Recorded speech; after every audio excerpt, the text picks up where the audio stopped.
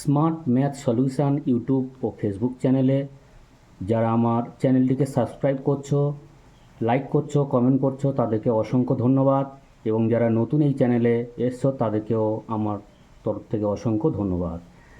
আজ আমি মাধ্যমিকের ভৌতবিজ্ঞান সাজেশান নিয়ে হাজির হয়েছি।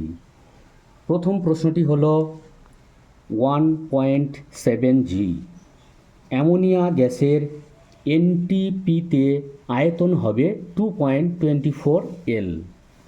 দ্বিতীয় প্রশ্ন, গাড়িতে বক্রতল দর্পণ ব্যবহারের উদ্দেশ্য হল অভিসারী আলোকরশ্মিগুচ্ছের তৈরি করা। 3 নম্বর প্রশ্ন, প্রতিসরণের পর আলোকরশ্মির চ্যুতি শূন্য হয় উত্তল লেন্সে।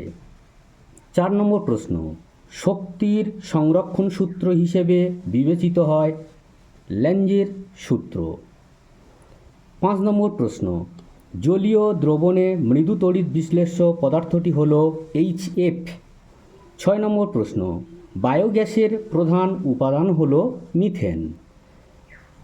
7 নম্বর প্রশ্ন, তাপ পরিবাহিতাঙ্কের মাত্রা হল mLT⁻³ θ⁻1। লাস্ট প্রশ্ন, আলোকরশ্মির প্রতিসরণের অপরিবর্তিত থাকে কম্পাঙ্ক। ভিডিওটি কেমন লাগলো কমেন্টে জানাবে এবং একটা লাইক করে দিও যদি চ্যানেলটি ভালো লেগে থাকে। আগামীকাল আবারও দেখা হবে নতুন এক এপিসোড নিয়ে। ততক্ষণের জন্য সবাই ভালো থেকো, সুস্থ থেকো।